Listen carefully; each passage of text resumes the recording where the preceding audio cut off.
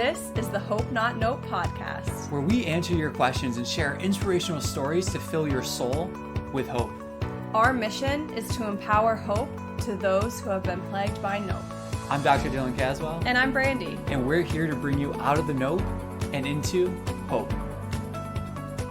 Welcome to the next episode of the Hope Not Note podcast. If you are viewing on YouTube, welcome to our new setup. We're in the process of changing our studio for our podcast and our gym, and this is just a first glimpse of what our setup is going to look like. And so thank you for viewing on YouTube. If you are not on YouTube, head over. Thank you for listening on Apple or Spotify, but head over to our YouTube channel, subscribe, because not only do we post our podcast, we also post bi-weekly videos that are more fitness and exercise related, and we'd love for you to subscribe to our channel.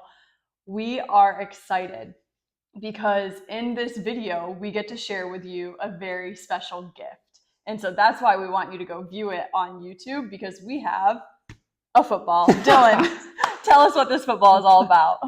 We have a football. We just got back from a conference in which we were able to do the keynote address the last day of the conference, which was super special because, you know, if you've been to a conference before, it's so great to go and just be around like-minded individuals and to be reminded of those sparks and the purpose that you have. And I think most importantly for this group, because it was Health Information Managers, which abbreviated as HIM. Mm-hmm. And we took the topic of health information management and very much related it to football. And you might be asking, well, what's the correlation of that? Well, we would say you have to listen to the whole talk, which will likely be on the YouTube channel, so you can get that. But very simply stated, health information managers and anyone out there that works a job that you don't necessarily get recognized for. You're not getting celebrated every day. People may not even know what it is that you do. We got to share the very important message with them that they're valued, what they do is incredibly important, and that we need them. Because health information managers, they are the glue in healthcare. They really are. And being able to deliver this talk to this group of individuals and learn more about what it is that they do day in and day out to serve other people, and then be able to recognize and let them know that we care about them, that they're cared for, that they're loved, and that we see all the hard work that they're doing. And we know that they don't want any recognition. But the reality is that everybody wants at least a little bit of recognition for the hard work that they put into it. It was such a great group. They were super interactive. And in the part when we were talking about football, I just asked to get an idea of the crowd of who in here is a football fan. So a good amount of people raised their hand. And then later on in the talk, I wanted to ask, what's the most important part or most important position on the offensive side for football? And go ahead and answer that as you're listening to it. Everyone's going to say the quarterback. Correct. We made the debate that one of the most important positions on the offensive side is the blindside tackle. So the next part of the talk was going around and asking, who's your favorite team and who's the quarterback for that team? And it just happened to be that the one person that I called on in this group of 150 to 175, 200 people, this one gentleman that I called on, his favorite team happened to be the Kansas City Chiefs. And I kind of freaked out a little bit. Red Kingdom, baby. Because I was like, no way. Not only a football fan, but we have a Red Kingdom fan right here in the audience. Got so pumped up because backstory, when I was invited to give this talk from a dear friend of ours and knew that it was going to be a conference for health information managers, I was meditating and praying on it of like, what message is going to be the best for me to deliver to them from Hope Not Nope? And what kept coming up was football and relating it to football. And I kept going, no, I can't do that. I don't know if there's a relationship there. And I sat with it and I kept trying to basically pray it away because in my brain it didn't make any sense. It ended up making the most sense when we delivered it. And so many people were so excited and grateful and saw their value and are able to take that back to their teams. And we related the football to being health. And the message was basically, as a team, we don't want to drop the ball. We don't want the defense to take this from us. And that we need to work as a team in order to keep this thing. And then lastly, we want to make a positive impact on this thing. So we passed the football around and had people signing it. And their mission was to write a phrase, a word, or something that was positive. That was it. And we passed it around, and it got through about a quarter of the attendees, and there were some really awesome messages that came up on this football that we're still reading and still excited about. And I still think I'm on the conference high excitement of just being able to deliver such an important message to people, that they're cared, they're valued, that they're important, and that they're loved. Yeah. And for our faithful listeners, that's our goal. And every podcast and every post that we do is that we want people to know these things, and we want people to live the most fulfilling life that we can. And so it was really cool for me as your partner, as your wife, to see you give this message, one, because you love football, but also because you love to give this specific message of hope to people. And it gives you sparks. It lights you on fire. And so it was really special for me. I was sitting in the front of the room, and so I would hear people laugh behind me, and I would hear their ahs and things like that throughout it. And it was just so clear that what was being delivered was being received. And there's nothing greater when you're a speaker to know that what you're saying is being received. And so it was really cool. But as we were leaving, this woman saw Dillon walking with the football, and she just yelled, because she was one of the vendors, so she wasn't actually in the room. And she just goes, "Hey, why do you have a football?" So we walk over, and Dillon gives the spiel and explains a little bit more. And she's like, "Well, I want to write on the football." So she grabs our marker and she writes on the football, and she writes, "Actually, I can." She writes it right here. And the reason she wrote "Actually, I can" is because she loves to tell her personal story. And she said that we could share it here on the podcast, that a few years ago, she was going in for a routine shoulder surgery, nothing too crazy, but ended up having complications. And she was in a coma for multiple days, was given a 4% chance to live and survive from that coma. And she did. And she found a support group of I Survived Comas, and just now has this mission of telling people, if you're alive, if you're breathing today, you have purpose and you can. And so I just think it's such a great message of whatever nope you're going through, wherever you're at in your hope journey. Sometimes we can feel like, oh, I can't do that, or I can't do hard things, or oh, I'm not enough, or whatever. This girl's story of, no, I survived a coma, and actually I can. I think we all need to hear that today. So wherever you're at, whatever you're going through, know that actually you can. Yeah, what an amazing person. And she let us know that this coma was completely unexpected. It was not a medically induced coma. She went in for a routine shoulder operation, and all of a sudden this happened. And we talk about in the book of facing adversity, and we don't know why we're going through that, but we keep pushing, and then eventually we're able to look back retrospectively and understand why we were faced with that. But she's such a great example of, we're never given something that we cannot deal with, and reminding ourselves that actually I can. You have a 4% chance to live. Actually, I can live, and I'm going to live. She beat the odds. She is hope. Mm-hmm.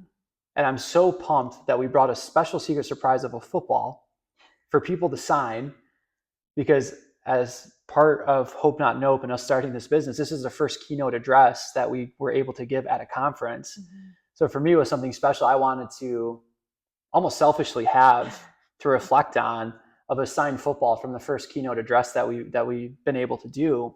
Mm-hmm. And not only did it serve that purpose, but it brought us into a conversation with a complete stranger that shared this incredible story of perseverance and of healing with us. Mm-hmm. Yeah. So head over to our YouTube channel so you can see how cool this is. I'll just make it go really slow around. And we get to hold on to this and remember this day and this woman and the other people that wrote these amazing things. So cool. And a reminder of the people that are out there putting their head down, working hard every day, that are not getting the recognition. Every time I see that football, I see you. Mm-hmm. And we thank you for all that you do. Let's dive into the questions. Let's do it. Oh, and football, never doubt football. Yeah, never doubt football. Less than 100 days, right? Less than 100 days. We're very excited for the season. Training camps are starting. Let's go. Our first question is from a listener named Cliff, and he asks, how do I train to have better endurance capacity? Cliff, thank you for that question. If you're a longtime listener, you have an idea of what the answer is going to be, and that answer is that it depends. It depends. Classic. And when I was in undergrad in exercise science, I would have had a very clear-cut, simple answer for you that would not have been complete. Because that's what I realized is undergrad education, at least in the science departments and in health, they give you enough information to have these conversations, but they don't give you enough information to help make it complete.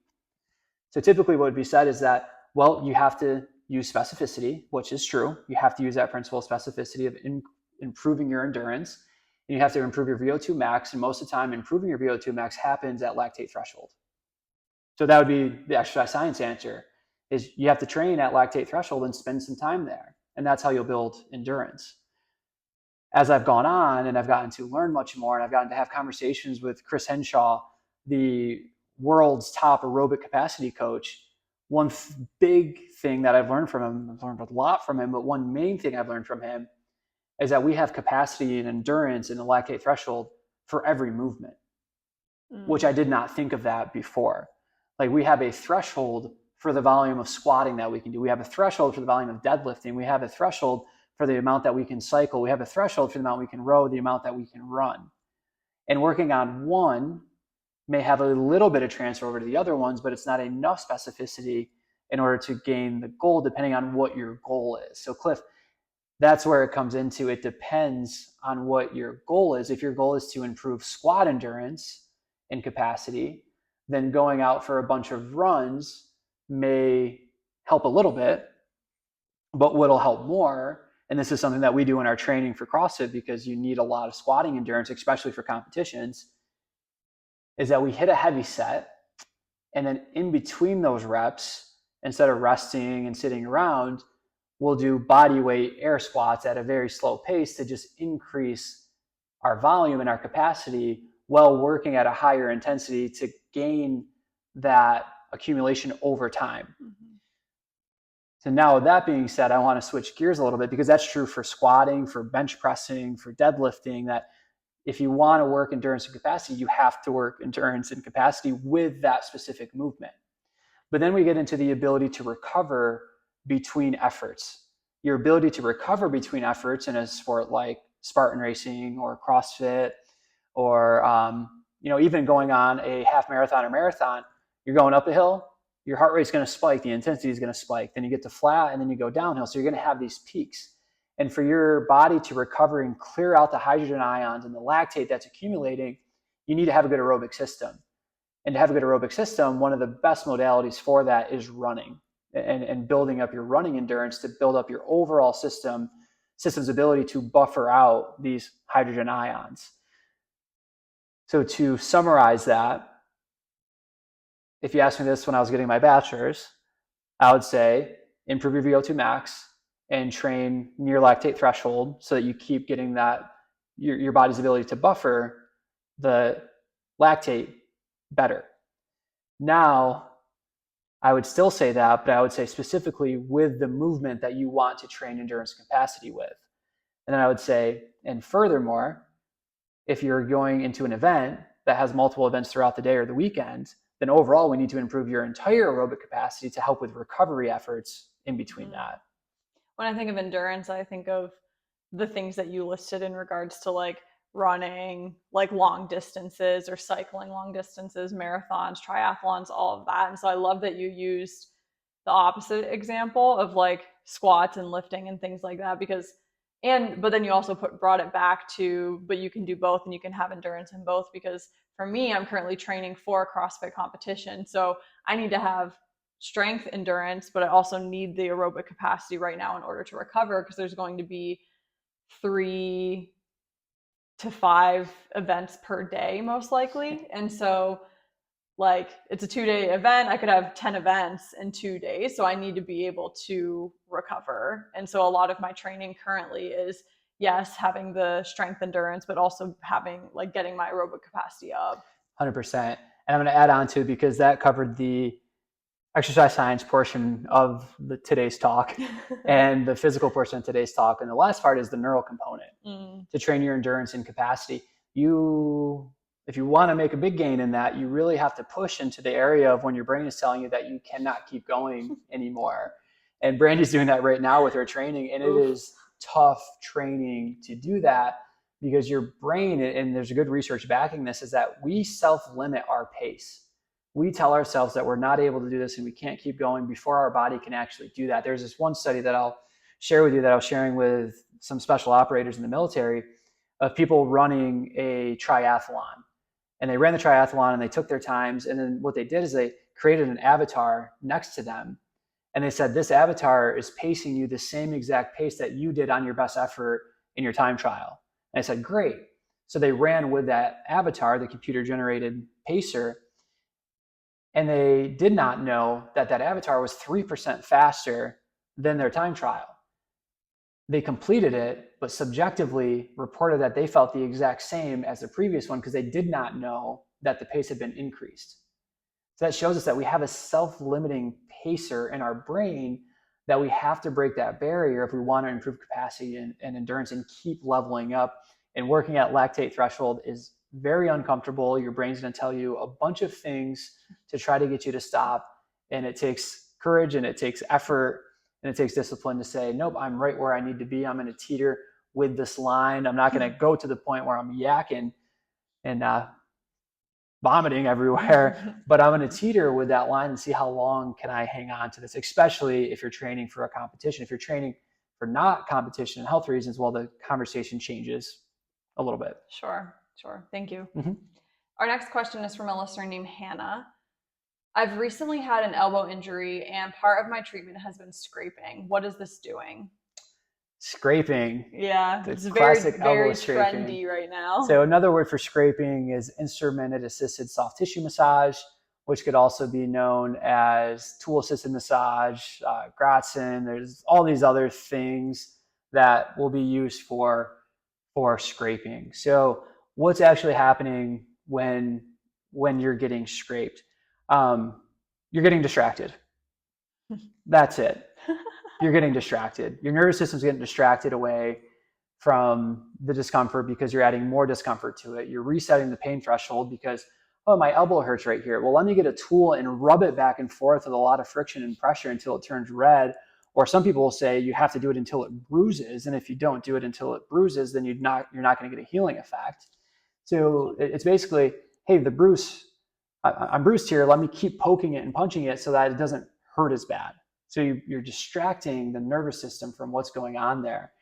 And people will say to that point of like, it needs to bruise or it needs to be red. You're not changing the tissue underneath. You're not changing the tendon. You're not changing the muscle directly.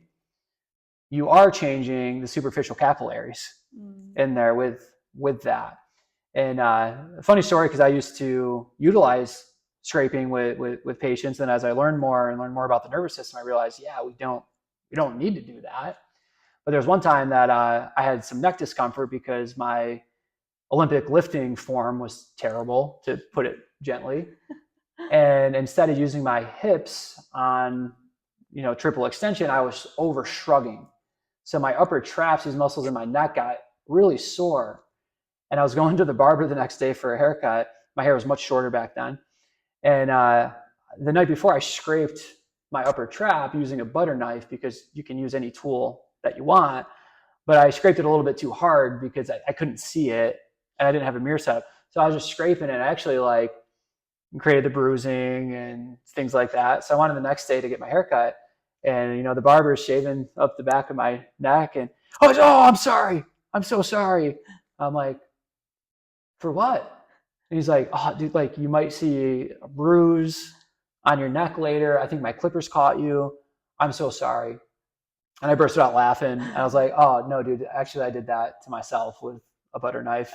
My apologies. I should let you know before you did that. But the point being, to change the actual tissue, to change the fascial tissue, the muscle tendon tissue, a lot of force is needed. In some areas, it's about 9,000 newtons of force. The most amount of force that we're putting in that's been in the research is about 360 newtons of force. big discrepancy of what force is needed to change tissue and then what is actually being put in there. So with that being said, the reason that we no longer use scraping is because we think that there's other things that we can do that are going to be more beneficial. We also believe that people can scrape at home on their own, so we don't want to be spending our time and their money doing something that they can be doing completely on their own, because there's all these schools around it that you need special education in order to do this. You could go get a spoon. You could use a fork, the backside of the butter knife, not the little part that actually you scoop the butter not with. the ridges. And you just rub that back and forth until you're distracted enough that you're not concerned about the pain anymore, the discomfort. So that's my take on it. And there's a lot of research that backs that we could go into. I do want to point out, though, that so I said directly it does not change the tissue. Well, indirectly, can it change the tissue? It indirectly can change the tissue if, after you have that treatment, you then feel confident and comfortable to go load that area. But again, the scraping isn't changing the tissue. It's distracting your nervous system. And then when you go to load it, that is what's going to change the muscle tendon structure to make those long-term outcomes achievable. Gotcha.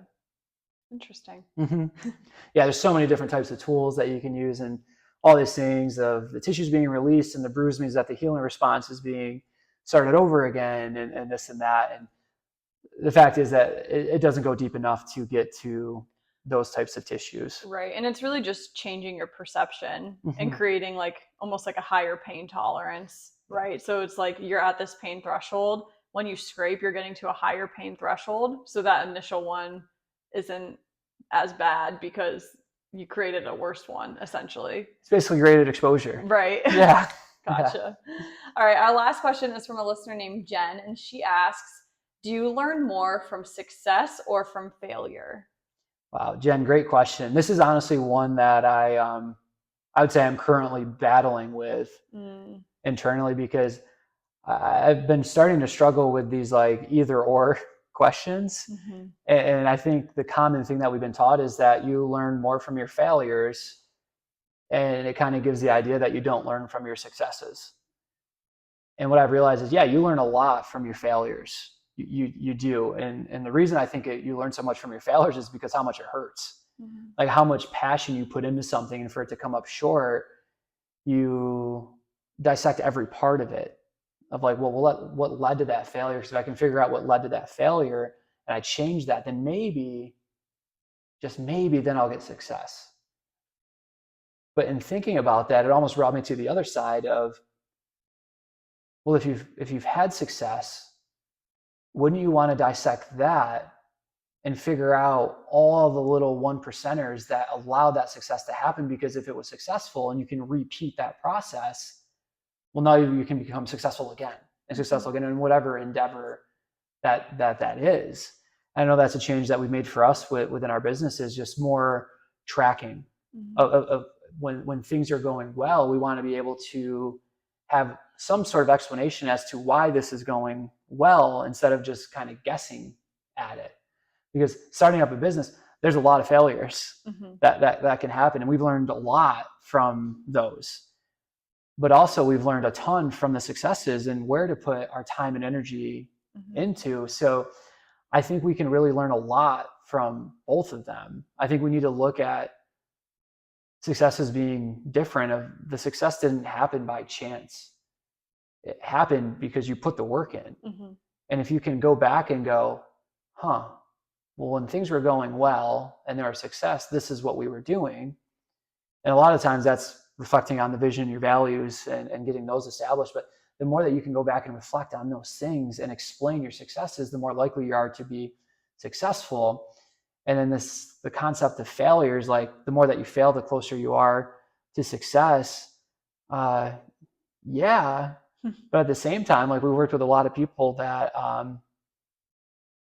have felt the perception that they just keep failing. And that failure is not getting them closer to the success until the perspective about that situation has changed. And I think that's where I'm at right now, is that I don't really think anything is a failure. I think there's expectations in reality, and our reality may not meet those expectations, but that doesn't mean that it's a failure. Mm-hmm. And we were watching a series the other night on the New York Rangers goalie previously, the previous goalie, and how he had this extraordinary career in New York. And the time was up and he was going to be going to the Capitals. And when we went to the Capitals, he had a health evaluation. And the health evaluation showed he had some cardiovascular stuff, so he needed heart surgery.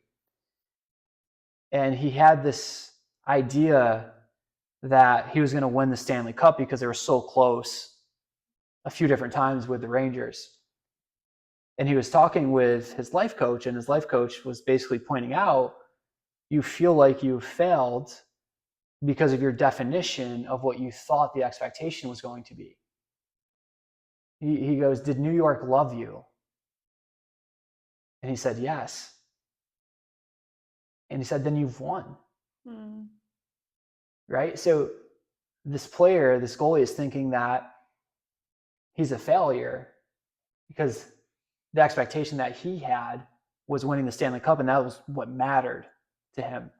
But when he got to take that step back and look, he realized that, well, it wasn't really a failure. I was very successful in what I did for that organization, what I did for that city, and the hope that I gave people.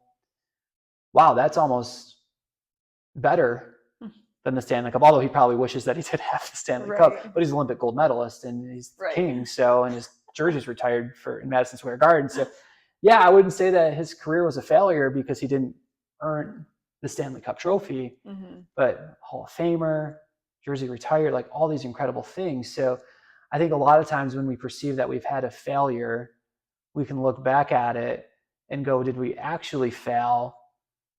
Or were my expectations that I had more of what the world told me to have? And because I didn't reach those things, now I feel like a failure because of other people's definition of what success means. Right. Well, I was going to say, like, what is your definition of success and what is your definition of failure? Because regardless of your personal journey, if you're taking time to look back in retrospect to learn something about what your life has taught you so far, like that's a success in and of itself. The fact that you're taking the time to have self-awareness, to learn from your previous patterns or your previous successes, failures, whatever you want to call them, you know what I mean? And so I just think that it's special that you're taking the time to learn those things. But I also think like there's a greater opportunity here to not necessarily label your life and your identity in only successes or failures. And I like the first thing you said is that you're struggling with the either or things, because I think like life is not either or, it's very much and both. But you don't want to limit yourself to like, my identity is only my successes or my failures or my like when you look back on your life, it's also not this like checkbox of this is where I succeeded, this is where I failed. It's really like, how did you treat people? How did you become the best version of yourself? How did you pursue greatness? I think that is what you're going to learn more about your life than only looking at like these two things. Yeah, keyword in there, pursue greatness. And greatness is different for every single person. Like greatness to you may be like you leave impact on your family for generations, on your grandkids or your niece and nephew or whoever it may be. Some people, their greatness is going to be more defined about how good they are to their spouse, that they successfully have had a marriage for 40, 50 years, whatever that may be. So everyone's definition of greatness is different. And I think we should have different buckets that we're also looking at of, okay, for me, what greatness means in my career is this. In my marriage, this is what greatness means. And family life, this is what greatness means. For me as an individual, not as a performance coach, not as an author, not as a speaker, not as a professor, me as an individual, as Dillon Caswell, what do I perceive as greatness? And to me, a lot of times it's how I am interacting and treating other people and how I'm serving these other people. So I do think, yeah, let's redefine the failure versus success, which when you learn more from, you learn a lot from both of them. Don't make failure and success your identity, and know that we are not meant to live in suffering. We're meant to go through suffering, but we're meant to live in joy. Well, let's just mic drop it there. Yeah, or bring that football back out and football drop it. Yeah, football. Wait, don't drop it. It's health. I caught it. Did Perfect. you see? Okay. Perfect. Well, thank you for our questions today, and thank you for listening. Again, if you're listening on Apple or Spotify, head over to our YouTube channel. We'd love for you to stay connected. Please share this with a friend, anyone that you know that might be in health information, or maybe someone that you know has a very much like behind the scenes job. Share this episode with them, because we want them to know that they are valued, they are loved, they are seen, and they are appreciated. The work that they are doing is so important. And so please go and share that with one of your friends that you know in that field. Have a great week, and remember, every day is not just a day to be hopeful. It's an opportunity to become hope.